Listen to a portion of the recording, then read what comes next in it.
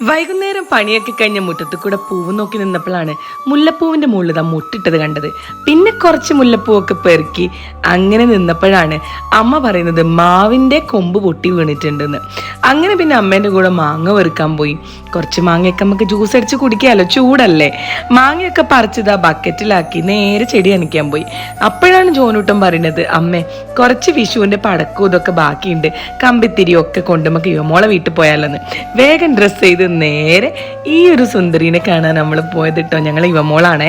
എല്ലാരും കൂടെ ഉണ്ടാകുമ്പോൾ ഒരു നല്ല രസാട്ടോ. അപ്പൊ അതാ യുവമോളെ വീട്ടിൽ പോയിട്ട് വർഷയും ദീപും എല്ലാരും ഉണ്ട്.